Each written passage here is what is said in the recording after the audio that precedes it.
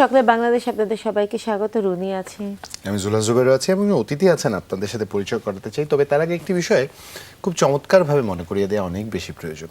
জীবনে যে পেশাই আমি থাকি না কেন, আমাদের মধ্যে এরকম অনেকেই আছেন একটা সময় পার করবার পর তৃপ্তির ঢেকুর তুলতে স্বাচ্ছন্দ্য বোধ করেন, কিংবা তার চারপাশে এমন একটা পরিবেশ তৈরি করবার চেষ্টা করেন, এমন একটা বলয়, ভয়, ভীতি, চাপ কিংবা একটা ঘোলাটে পরিবেশ তৈরি করবার চেষ্টা করেন যেখান থেকে তাকে ধরা যাবে না, ছোঁয়া যাবে না, বলা যাবে না, কিছু একটা অবস্থা। কিন্তু এর মাঝেও কিছু মানুষ ব্যতিক্রম আছে যারা নিজেকে অতিক্রম করে যেতে চান, যারা নিজেদের চারপাশের যে স্বাচ্ছন্দ্যের পরিবেশ আছে তা বদলে আসলে নিজেকে খুঁজে বার করবার একটা সাহসিকতার পথে পা বাড়াতে পারেন। এমনই একজন মানুষ আজ আমাদের সাথে আছেন প্রবাসী চলচ্চিত্র নির্মাতা এবং সংস্কৃতি কর্মী ও গবেষক কাজী টিপু। শুভ সকাল এবং আপনাকে স্বাগত সকালের বাংলাদেশে। কেমন আছেন আপনি? জি আলহামদুলিল্লাহ ভালো। শুভ সকাল আপনাদেরকে। বোন যৌন বলি, এটা ইটালি ভাষায় বলা হয় শুভ সকালকে। ধন্যবাদ জানাচ্ছি যমুনা টিভিকে এবং ধন্যবাদ জানাচ্ছি যে আজকে যারা কলাকুশলী আছেন। আমার সামনে একজন সুন্দরী ম্যাম আছেন, আমার সামনে একজন অনেক ক্যাজুয়াল একজন পার্সন আছেন, সো স্মার্ট। ধন্যবাদ আপনাদেরকে। আচ্ছা, এটা কি ইতালিতে থাকা, এটা আমি ডেফিনেটলি ইতালিতে থাকার ফল। কারণ আমরা জানি যে তারা কথায় খুবই স্মার্ট এবং খুবই ওটা কি বলে স্লেক হয়, যে খুব সহজে মানুষের মন জয় করে ফেলতে পারে। তো কথা দিয়ে পিছলে যায় একদম বাঙালির তো সেই গুণ ছিলই, তার সাথে কি ইটালিয়ান মানে হয় এটা কি ড্রেসিং এর মতন কাজ করছে কিনা না, আসলে সত্যিকার অর্থে ইটালিতে যারা বসবাস করতে চান ভালোভাবে এবং ইটালিয়ানদের সাথে মিশতে চান, তারা অনেক অমায়িক থাকেন এবং অনেক মানবিক থাকেন। ইটালিয়ানরা ইউরোপের অন্যান্য কান্ট্রির থেকে ইটালিয়ানরা সত্যিকার অর্থে অনেক মানবিক, অনেক বেশি উদার, অনেক বেশি আন্তরিক, অতিথি পরায়ণ এবং সৌহার্দ্যপূর্ণ তাদের কাছ থেকে মতামত পাওয়া গেছে এবং প্রচণ্ড ক্রিয়েটিভ কিছু করতে। রাইট, নেটিভ ইটালিয়ান যারা তারা প্রচণ্ড ক্রিয়েটিভ। এই একটা জায়গা থেকে আসি কাজী টিপু, আমি আসলে যেভাবে আয়োজনটায় আপনাকে পরিচয় করিয়ে দিয়েছি এক বিন্দু আমার ভুল হয়নি এই জন্য কারণ খুব স্বাচ্ছন্দ্যের একটি পেশা আপনার ছিল। তখন টেলিভিশন জগতে আপনার একটা বিশাল সুনাম ছড়িয়ে পড়েছে, একের পর এক নাটক নির্মাণ করছেন এবং বেসরকারি টেলিভিশনে যখন নাটক প্রদর্শিত হওয়া শুরু করে তখন প্রথম সারির নির্মাতাদের মধ্যে আপনি অন্যতম, তরুণ অপেক্ষাকৃত, প্রচুর স্বপ্ন চোখ ভরা, প্রচুর আকাঙ্ক্ষা মন ভরা, এরকম একটা গোছানো অবস্থা ছিল এবং একের পর এক বিজ্ঞাপনও তখন তৈরি করছেন। স্বাচ্ছন্দ্যপূর্ণ একটি জীবন যেটার ধারাবাহিকতা হয়তো বজায় রাখলে এখন গল্পটা ভিন্ন হতে পারত। এখান থেকে কমপ্লিটলি একটা 360 ডিগ্রি শিফট, নির্মাতা হয়ে একটা লম্বা সময় পাড়ি দেওয়ার পর আবার শিখতে গেছেন নির্মাণ। এই সাহসিকতাটা কোথায় পেলেন? খুব ভালো একটি প্রশ্নটা অনেক লম্বা হয়ে গেল না, দুঃখিত। পয়েন্ট আউট করছেন। আসলে আমার জীবনের সাথে সম্পৃক্ত অনেক ঘটনাই আসলে এখন বলা সম্ভব না, শর্ট করে একটু বলি। আসলে এই অনুষ্ঠানের মাধ্যমে সুযোগ হয়েছে, এর জন্য আপনাদেরকে ধন্যবাদ আবারও। আমার আসলে কখনোই প্রবাসী হওয়ার কোনো ইচ্ছা ছিল না, প্রবাসী নির্মাতা তো আরও না। আসলে আমি একটা অপরচুনিটি পাই ইটালিতে যাওয়ার, সেই অপরচুনিটিকে কাজে লাগানোর জন্যই আমি 2007-এ চলে যাই, বাংলাদেশ ত্যাগ করি, ইটালিতে চলে যাই। 2007-এ 25শে সেপ্টেম্বর 2007 ইটালিতে আমি প্রবেশ করি। তখন আমার কাছে মনে হলো যে আমি আসলে একটি সমুদ্রতে প্রবেশ করলাম, একটি ছোট একটি ডিঙ্গি নৌকা নিয়ে। বিষয়টা আমার কাছে খুবই লাগছিল, ধুধু লাগছিল। তো একটা পর্যায়ে অনেকটা সময়কালের পরে আমি আসলে আর থাকতে পারিনি, আবার দেশের টানে চলে আসি আমি বাংলাদেশে 1 বছর পরে। তারপরে চিন্তা করি ওখানে আসলে আমার যে অ্যাম্বিশন, আমার যে ডেস্টিনেশন, ওখানে পৌঁছানোর জন্য অনেকটা পথ পাড়ি দিতে হবে। তারপরে সিদ্ধান্ত নিই যে না, আমি যাব আবার। তারপর আবারও আমি চেষ্টা করি সেই ডিঙ্গি নৌকা নিয়ে সেই অথই সমুদ্রের মাঝে আবার পাড়ি দেওয়ার চেষ্টা করি। তারপরে আমি একটা পর্যায়ে আমার লক্ষ্যে পৌঁছাই, সেটাও অনেকটা সময়কাল পার হওয়ার পরে। সেটা হলো 2011-12 এবং 13। ওখানে আমি বোলোনি ইউনিভার্সিটিতে অ্যাপ্লিকেট করি। তখন আমার বয়সও ছিল, স্টুডেন্ট বয়স ছিল আমার তখন 24 এবং 25 এরকম অবস্থা ছিল। মানে আমার হাতে খুব অল্প সময় ছিল আসলে পড়াশোনার জন্য। তারপর একাডেমি ন্যাশনাল সিনেমাতে আমি আসলে ইনভলভ হই। 3 বছরের একটা কোর্স ছিল, এটা হলো ডিরেক্টর অফ ফটোগ্রাফি অ্যান্ড এডিটিংয়ের উপরে। তারপরে আসলে আমি রাস্তাটা খুঁজে পাই যে আসলে এইখানে তাও মানে ভালোবাসাটা তৈরি হয় আমার আসলে ইটালির প্রতি। কাজী টিপু, একটা জায়গায় আমার প্রশ্ন ছিল যে বাংলাদেশে প্রথম সারির অভিনেতা অভিনেত্রীদের নিয়ে নির্মাণ করছেন, ওইখান থেকে একটা ফুল স্টপ দিয়ে চলে যেয়ে আবার শিখতে শুরু করলেন নতুন করে, কেন এই তাগিদটা কোথায় পেলেন আপনি, না, কি মনে হয়েছিল? ওইখানে একটা প্রতিবন্ধকতা সৃষ্টি হয়েছিল আমার বাংলাদেশে থাকা অবস্থায়, যে আসলে তখন আমাদের বড় ভাই মোহাম্মদ হোসেন জিমি ভাই তখন নিউ ইয়র্ক ফিল্ম একাডেমি থেকে ফিল্মের উপর পড়াশোনা করে, আমাদের তৌকির আহমেদ ভাই ফিল্মের উপর পড়াশোনা করে। তখন আমরা ওগুলো শুনতাম এবং আমার ভিতরে একটা ইচ্ছা জাগে যে আমি কি আসলে দেশের বাইরে পড়াশোনা করতে যেতে পারি না, আমার কি সামর্থ্য নেই, আমি কি আমার দ্বারা কি হবে না, আমি আসলে ছোট মিডিয়া থেকে বড় মিডিয়াকে আসতে পারি না। তখন একটা উদ্যম কাজ করেছিল আসলে, ওই লক্ষ্যেই আসলে ইটালিতেই পড়াশোনার সুযোগটা তৈরি হয়, কারণ আমার ইটালিতে যাওয়ার সুযোগটা হয় তাই বলে। তো এই যে মানে দুইটা দেশে কাজ করা বা দুইটা দেশে শেখা, একটা তো এখানে হাতে কলমে শিখেছেন এবং তারপর ওখানে গিয়ে আবার পড়ালেখার মাধ্যমে যেটা শিখেছেন, দুদেশে গল্প বলার ধরনের কি কোনো তফাৎ আছে নাকি গল্প নির্বাচনের ক্ষেত্রে তফাৎ আছে? না, গল্প বলার ধরনটার ক্ষেত্রেও তফাৎ আছে এবং গল্প নির্বাচনের ক্ষেত্রেও তফাৎ আছে। যেমন ওইখানে যে ইলেকট্রনিক্স মিডিয়া যেটা আছে সেটা একটা ধারাতে চলে, আমাদের বাংলাদেশে যে ইলেকট্রনিক্স মিডিয়াটা সেটা অন্য একটা ধারাতে চলে। আসলে এটা হতে পারে হয়তোবা এটা কোনো নেগেটিভ সেন্স না, এটা আসলে প্রগতিশীল এবং যদি বলি উন্নয়নশীল এগুলোর সাথে সম্পৃক্ত, যে তাদের প্রযুক্তি এবং তাদের কালচার এটার উপরে অনেক কিছু নির্ভর করে আসলে। সেক্ষেত্রে যেমন ফিল্মের ভাষার ক্ষেত্রেও অনেকটা নির্ভর করে, তাদের স্টাইলটা একটু ইউরোপিয়ান স্টাইল এটা হবেই, ইটালিয়ান স্টাইল হবেই। আর আমাদের বাংলাদেশে আমরা একটু বাংলাদেশি কালচারকে ধারণ করার বিষয়টা থাকে, সেটা হয় আসলে।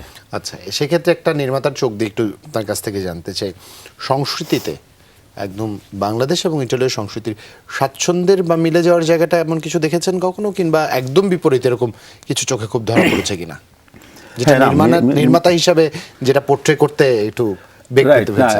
একটা বিষয় আছে যে ফ্রেম তো আসলে সেম, আমাদের সবারই ফ্রেম একই, যে আমাদের চোখও একই কিন্তু দৃষ্টিভঙ্গিটা একটু ভিন্ন।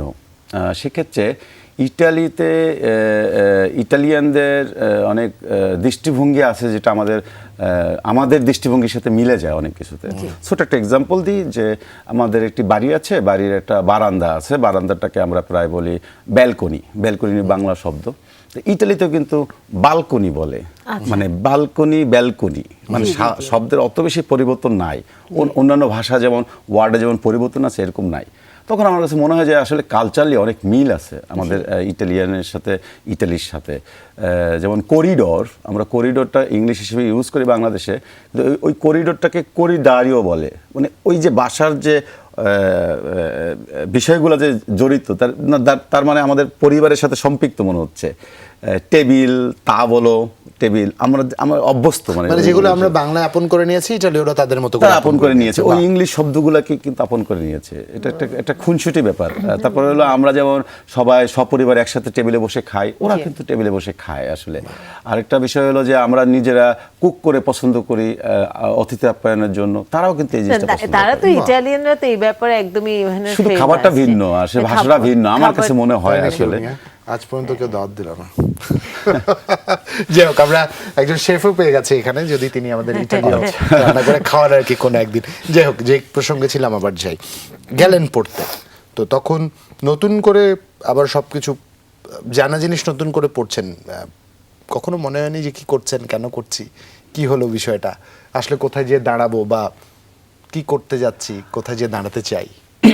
আসলে আমি লাস্ট 2016 পর্যন্ত আসলে আমি সমুদ্রের মাঝে ভাসছিলাম, সেই ডিঙ্গি নৌকা নিয়ে।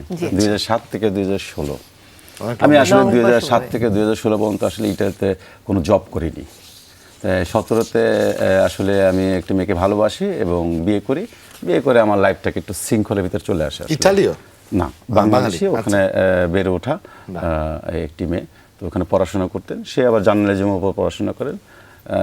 তার সাথে ইন্টারভিউসটা হয় হলো আমার ফিল্মের ইন্টারভিউ নিয়েছিল, সে মানে সমালোচনা করেছিল। তখন আমি চিন্তা করি আমার ফিল্ম 18+ যেটা নির্মাণ করেছিলাম ইটালিতে, সেটা সমালোচনা করেছিল, সেখান থেকে তার সাথে পরিচয় সূত্র। বাহ, স্ট্র্যাটেজি কিন্তু ভালো রুনিয়া, সমালোচককে ঘরে নিয়ে আসবে আর কেউ সমালোচনা করবে। তারপরে তাকে চেষ্টা করি তাকে ইউটিলাইজ করার ভালোবাসার মাধ্যমে। কারণ কি, আমি ভেনিসে আসি হলো, আগে ছিলাম আমি মিলানে সিটিতে ছিলাম, ভেনিসে এসেছিলাম আসলে একটি ফিল্ম মেকের জন্য। তখন আসলে ভেনিসে অনেক কাউকে চিনতাম না, চিনা শুরু হলো, পরিচয় শুরু হলো। তখন তার উপরে দায়িত্ব অর্পণ করে সেই বাংলা স্ক্রিপ্টটাকে ইটালিয়ান স্ক্রিপ্ট করার জন্য। সে খুব ভালো ইটালিয়ান ভাষা জানে, আচ্ছা, মানে তাকে ইউটিলাইজ করার একটু ইচ্ছা জাগে। ওইখান থেকে প্রেমটা তৈরি হয় এবং বিয়েটা তৈরি হয়। তখন থেকে আমি আসলে একটু শৃঙ্খলে আসি এবং কিছু করার চেষ্টা করি, ফিল্ম বাদেও কিছু করার চেষ্টা করি। আচ্ছা। আর সেইখান থেকেই আসলে কিছু করার চেষ্টা করতে করতে আরেকটা ক্যারিয়ার আমার বিল্ড আপ হয়। আমি একটি 5 স্টার হোটেলের একজন শেফ, ব্রেকফাস্ট শেফ। সেই ক্যারিয়ারটা আমার আসলে তার মাধ্যমে হয় আসলে, মানে তার উৎসাহে এবং তার সাথে সম্পর্ক সৃষ্টি হওয়ার পর থেকে হয় আসলে। এবার আমার ইটালিয়ান ইনভাইটেশন কেউ মিস করতে পারছে না। আমি খাবার ব্রেকফাস্টে যেতে যাচ্ছি না, আমি আসলে ফিল্মেই থাকতে যাচ্ছি 18+, আসলে সেটা নিয়ে কথা বলছি। সেটা তো আসলে ইটালিয়ান সরকারের অনুদানে ছবিটা হয়েছিল। জি। অনুদানটা আসলে কিভাবে পেয়েছিলেন? আসলে অনুদানের প্রক্রিয়া ছিল আসলে, সেটার জন্য অনেকটা প্রতিবন্ধকতার সৃষ্টি হয়েছিল আমার। ওইখানে অনুদান পার্টিসিপেট করতে ওরা হলো ডিক্লেয়ার করে অনলাইন বেসিস যে এই সেক্টরগুলোতে আসলে বিনিয়োগ করবে গভর্নমেন্ট, এরকম ডেডলাইন থাকে। শুধুমাত্র কি লোকাল নির্মাতাদের জন্য নাকি যে কোনো নির্মাতা? যে কোনো নির্মাতাদের জন্য, আচ্ছা। ইন্টারন্যাশনাল নির্মাতাদের জন্য হয়, বাইরে থেকে একজন নির্মাতা করতে হয় যদি সে ইটালি ভাষা ভালো বোঝে আর কি। তখন আমার একটা অ্যাডভাইজার ছিল ইটালিয়ান, তখন জেপিনো মাতারাসি। তো ও আমাকে বললো যে কাজী, তুই যেহেতু এই নির্মাণের সাথে সম্পৃক্ত, দেখ প্রপোজালটা দেখ। এই ইটালি ভাষায় বলে বান্দো, মানে অনুদানকে বলে বান্দো। এই বান্দোটা দেখ, কারণ আমি ইটালি ভাষাটা সংযুক্ত করি কারণ আমার কথা বলার জন্য সুবিধা হয় আসলে এই জন্য। তখন বললো যে দেখ, এটা সম্বন্ধে একটু স্টাডি কর। বলে খুব ভালো একটা প্রপোজাল। ওইখানে তখনই ওই ইমিগ্রেন্ট পিপলদের জন্য ওই বান্দোটা আসলে বের হয়, অনুদানটা বের হয়। তখন আমি কি করা যায়, আমি তো আসলে কিছু জানি না, এই জায়গায় তো আমি সম্পূর্ণ অন্ধ এই বিষয়ের ক্ষেত্রে, ইটালি প্রশাসন কেমনে কি করব। তখন ওর সহযোগিতায় আমি আসলে একটা প্রজেক্ট নির্মাণ করি, একটা প্রজেক্ট ক্রিয়েট করতে হয়, একটা প্রপোজাল ক্রিয়েট করা। রাইট। টোটাল একটা বই, এরকম অনেক মোটা একটি বই তৈরি করতে হয়, যে সব কিছু ডিটেইল তাদেরকে দিতে হয়, বাজেট সহ ফুলফিল সব। তারপর আমি দিই, তারপরে তারা রিসিভ করার জন্য তারা প্রায় একটা সপ্তাহের মতো সময় নেয়। মানে তারা কনফিউজড হয়ে গেছে যে এটা একটা আনকমন প্রজেক্ট, যে একটা বিদেশি একটা ছেলে, সে কে কি, বিশেষ করে বাংলাদেশি। কারণ এটা ছোট করে বলা হয় না, যে তারা আসলে আমাদেরকে বাংলাদেশিকে অন্য দৃষ্টিতে আসলে দেখেন আসলে। এইখানে আবার ফিল্ম মেক করতে আসে বাংলাদেশের ছেলেরা। একটু বাস্তব সত্যটা বলে দিই, শুধুমাত্র শ্রমিক হিসাবে দেখে, এখান থেকে ভিন্নভাবে চিন্তা করতে পারে না। এই ভিন্ন গল্পটাই শুনবো একটা বিরতি থেকে ফিরে এসে। ফিরছে করে আমাদের সাথেই থাকুন।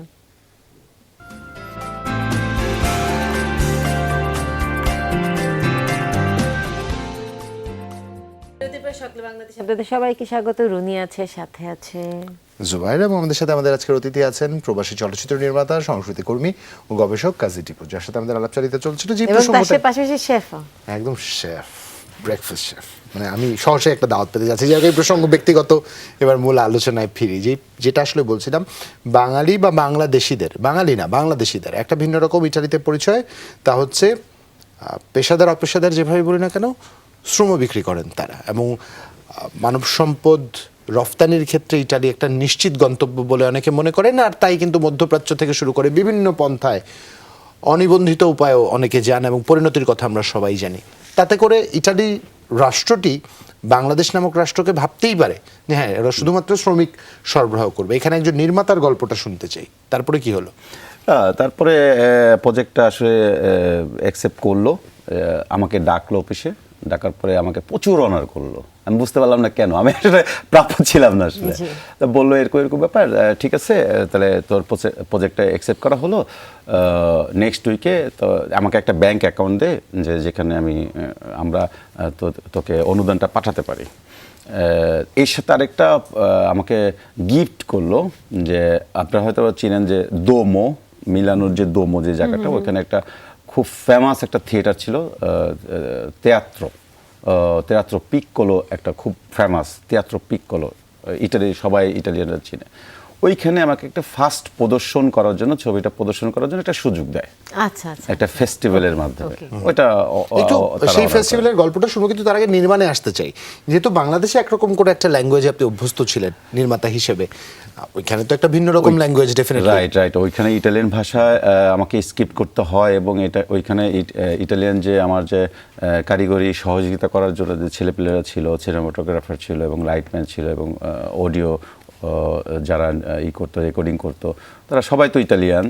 এখন আমাকে প্রথমত মানে অনেকটা কাঠখড় পোড়াতে হয়েছিল, মানে ক্যারেক্টারগুলো সিলেকশন করতে গেলে বাংলাদেশিদের কিছু ক্যারেক্টার লাগবে, বিদেশি কিছু ক্যারেক্টার লাগবে, এই জন্য অডিশনের সিস্টেমও করেছিলাম। তো একটা পর্যায়ে আমি ওভারকাম করি।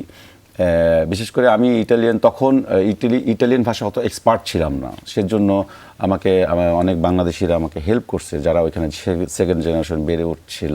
ওইখানে আসলে এখনও সেকেন্ড জেনারেশন বেড়ে ওঠেনি, কিন্তু যারা বেড়ে উঠবে আর কি, ওই পর্যায়ের ছেলেপেলেরা আমাকে অনেক হেল্প করছিল। তাদের গ্রহণযোগ্যতাটা কেমন কমিউনিটিতে? তাদের গ্রহণযোগ্যতা একদম না দেখার মতোই, যে তাদেরকে আসলে ওভাবে গুরুত্ব দেওয়া হয় না আসলে, যে তারা মনে করে যে বেশি পাকনা বুঝে, মানে সিনিয়র যারা ছিল তারা মনে করে তারা বেশি পাকনা। মানে এই বিষয়টাই কি আপনার 18+ এর উপযোগ্য? না, আমার 18+-এর বিষয়টা হলো যে ওইখানের যে বেড়ে ওঠা যে জেনারেশনগুলা, ওদের দিক নির্দেশন দেওয়ার জন্য আমাদের আসলে কি কি প্রয়োজন, কোন ক্ষেত্রে তারা প্রতিবন্ধকতার সৃষ্টি হচ্ছে, ওই মেসেজ ভবিষ্যৎ ধর্মী ছবি বানিয়েছে। রাইট, ওইটা একটা ধারণা দেওয়া যে ইন ফিউচারে সেকেন্ড জেনারেশন কিন্তু আসলে একটি কাগজের নৌকা, ভাসমান কাগজের নৌকা হয়ে যাচ্ছে। আমাদের একটু দৃষ্টি আকর্ষণ দৃষ্টি দেওয়া উচিত যে, এবং আমাদের গুরুত্ব সহকারে ওই সেকেন্ড জেনারেশনের প্রতি আমাদের আসলে ইনভলভমেন্ট থাকা উচিত, প্যারেন্টসদের এবং এই কমিউনিটির এবং এই সোসাইটি আমাদের যে আছে, এবং সরকারের ওখানে যারা সরকারের প্রতিনিধিত্ব করেন তাদেরকে একটু খেয়াল রাখা উচিত এই জেনারেশনকে কীভাবে ইউটিলাইজ করবে। এটা খুব ইম্পর্টেন্ট, যেহেতু এখনো সেকেন্ড জেনারেশন সেখানে আসলে তৈরি মানে হয়নি, হতে যাচ্ছে, যেহেতু হতে যাচ্ছে, তো তাদের জন্য আসলে এমন একটা ভবিষ্যৎ দেওয়া দরকার যেখানে তারা সত্যি সেই সমাজে কন্ট্রিবিউট করতে পারবে, এবং তাদের অ্যাকসেপ্টেন্সটাও ইম্পর্টেন্ট, রাইট, যেটা আমরা অন্যান্য ইউরোপিয়ান কান্ট্রিতে কিন্তু আসলে দেখতে পাচ্ছি। এইটাই আমার এই ফিল্মের উদ্দেশ্য ছিল, আসলে এই ফিল্মটা করার উদ্দেশ্য। বাহ, চমৎকার। ওখানকার বাংলাদেশে এই যে কাজ যখন করতে গেলেন, কারণ এই যেটা জুবাইরও বলছিল যে আসলে আমরা তো ওখানে যে কমিউনিটিটা আছে, বাংলাদেশি কমিউনিটি, তাদের বেশিরভাগই কিন্তু ব্যবসায়ী অথবা তারা Working class। কর্মসংস্থানের সাথে আসলে যুক্ত। এই যে সংস্কৃতির একটা মেলবন্ধন করা যে আপনি তৈরি করছেন, সেখানে আপনার অ্যাকসেপ্টেন্সটা কেমন ছিল বাঙালি কমিউনিটির কাছে? একটু কঠিন হয়ে যায় এই বিষয়গুলো কাজ করতে গেলে, কারণ বিষয়গুলো হলো তারা শিল্প সংস্কৃতির যে ট্রান্সপারেন্ট এবং কনভার্টের যে বিষয়গুলো থাকে, যে ভাষাগত যে সমস্যাগুলো থাকে, আমরা আসলে প্রপারলি ওইখানে কমিউনিটিরা ইন্টিগ্রেট করি না ইটালিয়ানদের সাথে। এটা একটা সমস্যা। ইন্টিগ্রেশনটা খুব ইম্পর্টেন্ট, ভাষাগত ইন্টিগ্রেশনটা। এটা ইটালিয়ানরা বারবার বলে যে তোমরা আমাদের সাথে ইন্টিগ্রেশন করো, ইন্টিগ্রেশনটা হয়ে ওঠে না। কারণ কি, আমরা বাংলাদেশিরা বাংলাদেশি প্রোগ্রামগুলোর সাথে সম্পৃক্ত থাকি, আমরা বাংলাদেশি শিল্পী এনে ওখানে নাচ গান গাওয়াই, ওইখানে বাংলাদেশি বৈশাখী মেলা করি, বাংলাদেশি ওরিয়েন্টেড থাকি, কিন্তু ওখানে ভালো ভালো ইটালিয়ানদেরকে, কালচারাল পার্সনদেরকে আমরা ইনভাইট করি না, তাদেরকে আমাদের কালচারকে দেখাই না আসলে। মানে কালচারাল এক্সচেঞ্জের জায়গাটা কিন্তু ক্রমেই কমে যাচ্ছে, কারণ একমুখী হয়ে যাচ্ছে। বাংলা ভাষা শিখছে, বাংলা স্কুল আছে, ভেনিস বাংলা স্কুল আছে, তারা বাংলা ভাষা শিখছে। এখন ভেনিস বাংলা স্কুল ইটালিতে একটু ব্যতিক্রমধর্মী কার্যক্রম করে, কারণ তারা আবার ইটালি ভাষাও শিখাচ্ছে, আবার বাংলা ভাষাও শিখাচ্ছে। এরকম কিছু স্কুল যদি গড়ে ওঠে, তাহলে আসলে আমাদের শিল্প সংস্কৃতির অগ্রগতি, কালচারাল ইন্টিগ্রেশনটা তো খুবই খুবই ইম্পর্টেন্ট, বিকজ একটা ভাষাটা যদি সেখানে থাকে, ভাষা এবং তাদের সংস্কৃতিকে তো আসলে আমার নিজেরটাও তুলে ধরতে হবে, তারটা আসলে আমাকে গ্রহণ করতে হবে, তাহলে সেখানে এটা করতে চায় না। এখানে আমাদের বাংলাদেশি কমিউনিটিরা অনেকটা পিছিয়ে আছে, অনেক ক্ষেত্রে করতে চায় না, কারণ তারা চিন্তা করে শুধু আমি কাজ করব, কাজ করে বাসায় যাবো, বাসায় করে আলু ভর্তা ডাল দিয়ে ভাত খাবো, শেষ। আপনার এখনকার যে নতুন প্রজেক্ট আপনি হাতে নিয়েছেন, সেটা সম্পর্কে যদি বলেন। আসলে আমার দুইটা প্রজেক্ট আছে, একটা সম্পূর্ণই ইটালিয়ান, আর একটা হলো একটা কমার্শিয়াল ফিল্মের চিন্তাভাবনা চলছিল, যে 3 দেশ মিলে, বাংলাদেশ, ইটালি এবং ইন্ডিয়া মিলে, তাতে কি হবে যে তাতে আমার পরিচিতিটা একটু বাড়বে আসলে, ওই লক্ষ্যে আসলে এই চিন্তাভাবনা করা। ওরকম একটা ইন্ডিয়াতে যাব, ইন্ডিয়া একজন প্রডিউসারের সাথে কথা বলবো যে তারা যদি প্রপোজালটা নেয়। আসলে বিষয়টা একদম শর্ট, যে বাংলাদেশের প্রেক্ষাপটে যেই বাজেট নির্ধারণ করা হয়, আসলে একটা ছবি বানাতে এত আসলে বাজেটের প্রয়োজন পড়ে না আসলে। সেই বাজেট দিয়ে আমি সারা ইউরোপও শুটিং করতে পারবো, বিষয়টা এরকম আসলে বাংলাদেশে আমার কাছে মনে হয় যে অতিরিক্ত বাজেট দেখানো হয়, শো অফ করা হয়, যে এটা আসলে মিসইউজ কস্টে বেশি হয় আসলে ছবির জন্য। খুব স্পর্শকাতর একটি লাইন কাজে আপনি বললেন, কারণ আপনি এক সময় এই অঙ্গনের নির্মাতা ছিলেন। আপনার কাছ থেকে এই স্টেটমেন্টটা নিঃসন্দেহে একটা বোমা ফাটবার মতো বিষয়। না, আমার মনে হয় তিনি যেখান থেকে আসলে বলছেন, কিন্তু তিনি যখন আসলে কাজ করেছেন তখন কিন্তু বাজেট ছিল, কিন্তু তার পাশাপাশি কিন্তু আমাদের কাজের গুণগত Quality মানটাও মান কিন্তু ছিল। ছিল। আমাদের কিন্তু গল্পের দিকে মন ছিল অনেক বেশি। যদি আমরা 80 দশক 90 দশকের দিকে এবং 2000-এর প্রথম দিকেও যদি আমরা নাটকগুলোর কথা ভাবি, সেগুলো কিন্তু গল্প নির্ভর ছিল, অভিনয় নির্ভর ছিল। কিন্তু এখন আসলে অনেক বেশি চাকচিক্য নির্ভর হয়ে গেছে আমাদের। না, আমাদের একটা ইন্টেনশন তৈরি হয়ে গেছে, আমাদের একটা উপস্থাপন। ইন্টেনশন তৈরি হয়ে গেছে, এর জন্য আসলে আমাদের ইন্ডাস্ট্রি ধ্বংসের পথের দিকে চলে যাচ্ছে। এটা যাচ্ছে, কারণ আমি আমার পয়েন্ট অফ ভিউ থেকে আমি অনেস্টলি বলতেছি যে, কারণ আমি কারোর প্রতি আক্রমণাত্মক কথা বলতেছি না, আমি হোল ইন্ডাস্ট্রি নিয়ে কথা বলতেছি, আমার নিজের কালচারকে নিয়ে বলতেছি। আমি আসলে অত বিজ্ঞ না, কিন্তু আমার ক্ষুদ্র জ্ঞান আমার কাছে মনে হচ্ছে, কারণ আমি ড্রোনের মতো পাখির চোখ দিয়ে আমি বাংলাদেশকে দেখি আসলে ইটালি থেকে। এই জিনিসটা কিন্তু অনেকে দেখতে পারে না। বাংলাদেশকে পাখির চোখ দিয়ে দেখাটা সেই 12,500 কিলোমিটার দূর থেকে সেটা দেখে না, কিন্তু আমি দেখি, আমি ভাবি, অনেক টক শো দেখি, অনেক প্রোগ্রাম দেখি, অনেক ফিল্ম দেখি। ওইখান থেকে আমার মনে হচ্ছিল কেন জানি যে বাংলাদেশে যে ফিল্মের জগৎটা এটা একটু বিচ্ছিন্নভাবে অগ্রসর হচ্ছে। মানে আমরা এখনো বিশ্বায়নের পর্যায়ে কি নিয়ে যেতে পারিনি? এটা একটা বিশাল বড় আলোচনা, এই বিষয়ে আমরা আলোচনা করতে চাই। এটা গুরুত্বপূর্ণ, কারণ বাংলাদেশের বেশ কিছু চলচ্চিত্র এরই মধ্যে কিন্তু বিশ্ব দর্শকদের দৃষ্টি কাটতে সক্ষম হয়েছে এবং একটা ধারাবাহিকতা শুরু হয়েছে, যে বিষয়টি নিয়ে আমরা কথা বলতে চাই। তবে একটা বিরতির সময় আছে, দর্শক ছোট্ট একটা বিরতি নিচ্ছি, ফিরছি করে সাথেই থাকুন।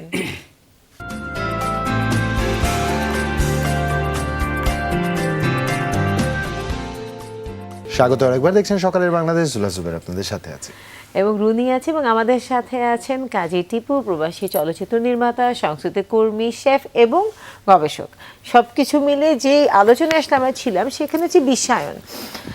এখন আমাদের কিন্তু গত 5-6 বছর ধরে যদি আমরা দেখি, সেখানে কিন্তু সত্যি কিছু কিছু ভালো ছবি হচ্ছে, যেগুলো আসলে বিশ্ববাজারেও অনেক যাচ্ছে ভালো ছবি হচ্ছে। এবং আমার নিজের দেশ পেরিয়ে কিন্তু দেখা যাচ্ছে ভারতেও কিন্তু সেই ছবিগুলো স্ক্রিন হচ্ছে এবং প্রচুর শুধু ভারত না, জনপ্রিয়তা। ইউরোপেও প্রচুর জায়গায়, ইউরোপে তো যাচ্ছে, এবং ভারতের কলকাতা স্পেশালি যদি বলি, সেখানে কিন্তু একটা মার্কেট, একদম রেগুলার একটা মার্কেট তৈরি হয়ে গেছে, যেখানে আমাদের ছবি প্রদর্শিত হচ্ছে। কিন্তু তারপরেও কি আসলে আমরা কি বিশ্বমানের ছবি বানাতে পারছি, নাকি এটা এক কিংবা ধরনের সহজ করে যদি বলি, বিষয়? যা নির্মাণ আমাদের যাই আছে, আমরা কি বাণিজ্যিক দিকটা বিশ্ববাজারকে ধরবার মতো যথেষ্ট পরিমাণে গুছিয়ে কাজ করছি কিনা? পাখির চোখে দেখে কি মনে হয়? বা কতটা সুযোগ আছে আসলে আমাদের আসলে এই বিশ্ববাজারে প্রশ্নটা পৌঁছানোর? অনেক ভারী এবং অনেক দামি একটি প্রশ্ন করেছেন, যেটা আমি জানি না যে এই সঠিক ওয়েটটা আমি অ্যাবসর্ব করতে পারবো কিনা। তারপরও আমি আসলে বলার চেষ্টা করি আমার ওয়েট রেখেই। আসলে আমি আমার ইউরোপের দৃষ্টিভঙ্গি থেকে চিন্তা করে বলি যে আসলে অনেকটা হচ্ছে না বাণিজ্যিকভাবে একটি ছবিকে বিশ্ববাজারে তুলে নিতে হলে আসলে আপনার কনসেপ্টটা এবং গল্পটা আসলে ওই মানের হতে হবে, ওই কেন্দ্রিক হতে হবে। সেই গল্পটা যদি আপনার কালচারের সাথে শুধু সম্পৃক্ত থাকে, আপনার ভালোবাসা যদি আপনার কালচারের সাথে সম্পৃক্ত থাকে, আপনার পরিবারের ঘটনাগুলো যদি আপনার কালচারের সাথে সম্পৃক্ত থাকে, তাহলে অন্য দেশের মানুষ কেন টাকা দিয়ে সেই ছবিটা দেখবে? বুঝছেন, বিষয়টা হলো যে কিছু ইন্টারন্যাশনাল ইস্যু আছে। ইন্টারন্যাশনাল ইস্যু নিয়ে আমাদের আসলে বাংলাদেশে নির্মাতাদের কাজ করা উচিত এবং প্রযোজনা সংস্থাদের কাজ করা উচিত। ইন্টারন্যাশনাল বিষয়টা এক্সাম্পল হতে পারে রোহিঙ্গা বিষয়টা, এটা হলো একটা ইন্টারন্যাশনাল ইস্যু, এটা সবাই জানে। কিন্তু আমি প্রেমে ছেঁকা খাইছি, ঢাকা ভার্সিটিতে পড়ি এবং মেয়ের সাথে আমার তর্কাতর্কি হচ্ছে, বার্গেনিং হচ্ছে, ফ্যামিলিতে একটা এফেক্ট পড়তেছে, এটা কিন্তু ইন্টারন্যাশনাল ইস্যু না, এটা আমাদের ইন্টারনাল অভ্যন্তরীণ ইস্যু। এটা কিন্তু ইন্টারন্যাশনাল ইস্যুতে যায় না। ইন্টারন্যাশনাল ইস্যু হতে পারে এরকম যে ভৌগোলিক যে পরিবর্তনগুলো হচ্ছে, এটা কিন্তু একটা ইন্টারন্যাশনাল ইস্যু। জলবায়ুর পরিবর্তন, এগুলো নিয়ে অনেক সুন্দর ছবি করা যায়, অনেক কমার্শিয়াল ফিল্ম করা যায়, অনেক এন্টারটেইনমেন্ট ফিল্ম করা যায়, যেটা হয়েছে, অনেক ছবি হয়েছে। এরকম ছবি নিয়ে আমি আসলে একটা ইটালিতে একটি 1 মাসের একটা ফিল্ম ফেস্টিভ্যাল করেছিলাম, ইটালিয়ান এবং বাংলাদেশ মিলে 2021-এ MA9 মিউজিয়ামে। এটা আমাকে একটা অফার করছিল, আমি 1 মাস ব্যাপী একটা ছবি করেছিলাম। বাংলাদেশ থেকে স্বপ্নজাল নিয়ে গেছিলাম এবং সাহেল জনির মানুষ ছবি নিয়ে গেছিলাম, তরুণ নির্মাণের অনেক ছবি আমি নিয়ে গেছিলাম। এখানে আমার ঠিক মনে পড়তেছে না 21-এর কথা, অনেকগুলো প্রায় 16টা ছবি আমি বাংলাদেশ থেকে নিয়ে ওখানে প্রদর্শন করেছিলাম। এই কাজগুলো আমি করার চেষ্টা করি, সুযোগ পেলেই করার চেষ্টা করি। তো সেটা কিরকম সাড়া ফেলেছিল? প্রচুর সারা ফেলেছে। কোভিডের সময়ও আমার প্রায় 60% হল বুক ছিল, ওইখানে ওই মাস্ক পরে পাবলিকরা ছবি দেখছে। বাংলাদেশিদের সমাগমটা একটু কম ছিল, কিন্তু ইটালিয়ানদের সমাগমটা অনেকটা বেশি ছিল। ল্যাঙ্গুয়েজ ব্যারিয়ার কি করে অতিক্রম করলো? সাবটাইটেল ছিল ইটালীয়? সাবটাইটেল ইংলিশে ছিল অনেক ছবিতেই। তারপরে হলো আমি ফিল্মের সামারি আসলে তাদেরকে বলি, প্রত্যেকটা ফিল্মের শুরুতে অনেকটা কষ্ট করতে হয়েছিল যে এই ছবিটার গল্প এটা। ছবি মানে যে ছবির ভাষা শুনলেই যে ছবিটা বুঝবে তা না, আসলে স্ক্রিন প্লেতে অনেক কিছুই বুঝতে পারে যারা বোঝার। এই মানে স্ক্রিনে আপনি কোনো ছবি দেখছেন কিনা, বোবা কোনো ছবি দেখছেন কিনা? অবশ্যই দেখেছি। সাইলেন্ট ফিল্ম, মিউট ফিল্মগুলো, ওইটার ভিতরে কোনো ভাষা নেই আসলে। ওগুলা কিভাবে আমরা বুঝি তাহলে সেই গল্পটা? এবং আমরা যখন ভিন দেশে ছবি দেখি তখন কিন্তু সেক্ষেত্রে আমাদের কিন্তু ভাষা, আমরা হলিউড ছবি পছন্দ করি, আমরা কতজন হলিউডের ভাষাগুলো রপ্ত পুরো ইংলিশ আমরা কতটাই বা ফলো করতে পারি, কিন্তু আমরা গল্পটা কিন্তু একটা আনুমানিক আমাদের। আমি চেষ্টা করছি আমার বাংলা ভাষাটা ইটালিয়ানরা বুঝুক, গল্পটা বুঝুক, এনভায়রনমেন্ট দেখুক। এটা হলো প্রাথমিক ধাপ আসলে। প্রথম স্টেপে যদি আমি এভাবে বুঝাতে পারি তাহলে আসলে আমার ডাবিং ফিল্ম দরকার নেই, মানে ইটালিয়ান ডাবিং এর ফিল্ম দরকার নেই, সাবটাইটেলের দরকার নেই। কিন্তু যখন কমার্শিয়ালি যাবেন তখন কিন্তু আপনাকে ডাবিংয়ে আসতে হবে। কারণ একটা মানুষ যখন টিকিট কেটে হলে ছবি দেখবে তখন কিন্তু সে কমপ্লিট প্যাকেজটা চাইবে। তা আমাদের আসলে ছবিগুলো বাংলাদেশে যে নির্মাণ হচ্ছে ছবিগুলো, এগুলো আসলে শুধুমাত্র ইংলিশ সাবটাইটেলই হয়, এই পর্যন্তই আমরা আছি। আসলে সেটা ফরাসি ডাবিংয়ে হচ্ছে না, ইটালিয়ান ডাবিংয়ে হচ্ছে না, আমেরিকান ইংলিশ ডাবিংয়ে হচ্ছে না। এটা একটা প্রযুক্তি আছে যেটা কিনা অটো রিড করবে এই ডাবিংটা, সেই প্রযুক্তিতে আমরা আসি নাই এখনো। তাহলে কিভাবে আমরা মানে বিশ্ববাজারে বাণিজ্যিকভাবে পৌঁছাতে পারবো? আর অনেক ছবি আপনারা বাংলাদেশে বসে শুনে যে এটা আমেরিকাতে শো হয়েছে, অমুক জায়গায় শো হয়েছে, ইউরোপে শো হয়েছে, এগুলো আসলে ম্যাক্সিমাম ছবিগুলো আসলে বাংলাদেশ ওরিয়েন্টেড এরিয়া বেসিস হয় আসলে। ওইখানে সরকারি অনুমোদিত ডিস্ট্রিবিউশন হয় না, দুই পার্থক্য আছে। অফিসিয়ালি না, কিন্তু ওটা নন অফিসিয়ালি প্রদর্শন হয়। যেমন আমি যদি ইটালিতে যদি আমি একটা ছবিকে প্রদর্শন করতে চাই তাহলে আমাকে অনেকটা পথ পাড়ি দিতে হবে, আমাকে মিনিস্ট্রির পারমিশন লাগবে এবং আমাকে টোটাল ছবির স্ক্রিপ্টটা লাগবে, ওই ভাষায় লাগবে, অনেক রেস্ট্রিকশন আছে এবং প্রত্যেকটা অডিও ট্র্যাক গুলো আমার লাগবে, সেগুলোকে আমার পারমিশন নিতে হবে। ওইখানে একটা প্রতিষ্ঠান আছে CI, কপিরাইট আইনের জন্য, ওই পারমিশনগুলো নিতে হবে। তখন আমাকে ডিস্ট্রিবিউশনের অনুমতি দিবে, তখন আমি ইটালিয়ান হলে আমি ছবিটা প্রদর্শন করতে পারবো। এই বিষয়গুলো, এটা হলো মানে রিয়েল সিচুয়েশন, রিয়েল পিকচার ইটালির জন্য। আমি আসলে আমেরিকার বিষয়টা জানি না, কিন্তু ইটালিতে এই ধারা ছাড়া আপনি ইটালিতে ছবি প্রদর্শন করতে পারবেন না। যেটা করে হলো ইন্ডিয়ান অনেক ছবি করে, ইটালিয়ান টেলিভিশনেও কিন্তু ইন্ডিয়ান ছবি প্রদর্শিত হয় ইটালিয়ান ভাষায়, ডাবিং ইটালিয়ান ভাষায়। ইন্ডিয়া ছবি ওই পর্যায়ে চলে আসছে ইটালিতে এবং মাল্টিপ্লেক্স সিনেমা হলে এই অনেক ছবি প্রদর্শন হয়, কিন্তু ইটালিয়ানরা পাঠান ছবি দেখছে কিন্তু হলে। ওদের উপজীব্যগুলো কিন্তু লোকাল। পাঠানের যদি উপজীব্যর কথা বলি আমরা, যে প্লটে নির্মিত হয়েছে সেটাও কিন্তু তাদের লোকাল। যে আপনার কথায় যেহেতু আসলো যে গ্লোবাল পার্সপেক্টিভ থেকে আমরা নির্মাণ করতে পারছি না, সেই প্রসঙ্গে আসলে জানতে চাইলাম। যাই হোক, it's a never ending conversation, এটা আমরা 1 ঘন্টা আসলে বলে শেষ করতে পারবো না। একটু শেফ হিসেবে আপনার যাত্রার কথাটা জানতে চাই, একটু ছোট্ট করে বলবেন আমাদের। শেফ হিসেবে আসলে সেই প্রথম থেকে শুরু করি আসলে প্লেট ক্লিনিং থেকে, তারপরে হেল্পার হিসেবে হতে হতে আমার কাজের প্রোগ্রেসের মাধ্যমে আমি এখন শেফ হিসেবে কাজ করছি। এটা 2023-এ আমার যাত্রা শুরু, মানে ব্রেকফাস্ট শেফ হিসেবে। আমি এটা আসলে বলে দেই যে অনেকে হয়তো ভাবতে পারেন যে মানে প্লেট ক্লিনার আসলে এটা কি বলছেন, বা যদি আপনি কিচেনে কাজ করতে চান, আপনি যত বড় শেফই হন না কেন, সুশেফ হওয়ার আগ পর্যন্ত আপনাকে যদি বলে যে আপনার স্টেশনটা ক্লিন করতে হবে, আপনাকে স্টেশনটা ক্লিন করতে হবে। আপনাকে যদি বলা হয় যে ফ্লোর ক্লিন করতে হবে, আপনাকে ফ্লোর ক্লিন করতে হবে। আপনি কিচেনে কোনো স্ট্যাটাস বা হায়ারার্কি না, আমাদের- সবচেয়ে বড় বিষয় হচ্ছে আপনি একদমই- দায়িত্ব নিতে না পারলে আপনাকে দায়িত্ব দেওয়ার জন্য কিন্তু গ্রহণযোগ্যতা তৈরি হবে না। না, আপনাকে আমার দায়িত্ব নেওয়ার হোটেলে যোগ্যতা অর্জন করতে হবে। আমি আমার কিচেনে আসলে আমাদের যে মাস্টার শেফ আছে যে পেরিয়েছি, জি। সে নিজেও কিন্তু যখন দেখে যে প্লেট ক্লিনার আসতে দেরি করতেছে, তখন কিন্তু সে প্লেট ক্লিনার হাউসে চলে যায় এবং সে এটা সিস্টেম করে। এটা আমি তার কাছে কি শিখেছি আসলে, মানে এটা একটা এডুকেশন। না, এবং চমৎকার। এটা আমরা ওই very- ভেদাভেদটা দেখি না আসলে ওইখানে প্রেক্ষাপটে। না, সেখানে সেই ভেদে থাকে না, এবং আসলে কিচেনে কাজ করার জন্য আমার মনে হয় অন্য ধরনের একটা এনার্জি দরকার হয়, কারণ এক্সট্রিমলি হাই প্রেসারে শেফরা সেখানে কাজ করে। রাইট, আমি 8 ঘন্টা কাজ করি, খুব রিল্যাক্সলি কাজ করি এবং আমাকে প্রায় দৈনিক মনে করেন যে 40-50টা অমলেট তৈরি করতে হয় এবং পশ এগ তৈরি করতে হয়। এগুলোর সাথে সম্পর্কিত ভালো। বা এটা একটা আবার ভিন্ন রকম জার্নি কিন্তু। ভিন্ন আচ্ছা, রকম সবকিছু জায়গা। মিলিয়ে মিশিয়ে আগামী এক যুগ টিপি আসলে কি করতে চায় এটা একটু শুনবো খুব ছোট করে।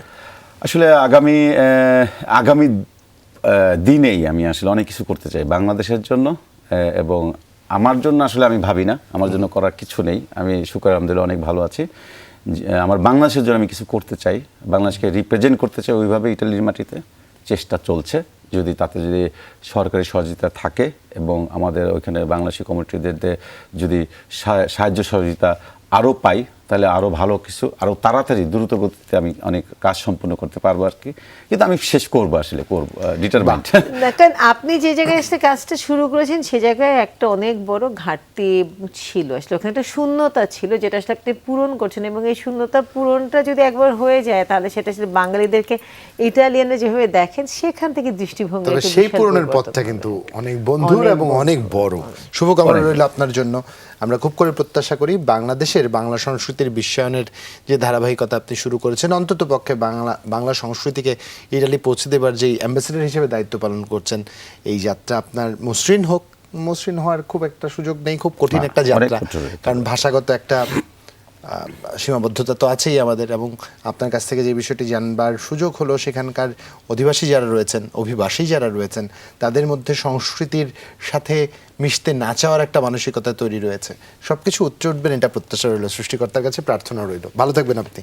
ধন্যবাদ আপনাদেরকে, ধন্যবাদ আবারও যমুনা টিভিকে।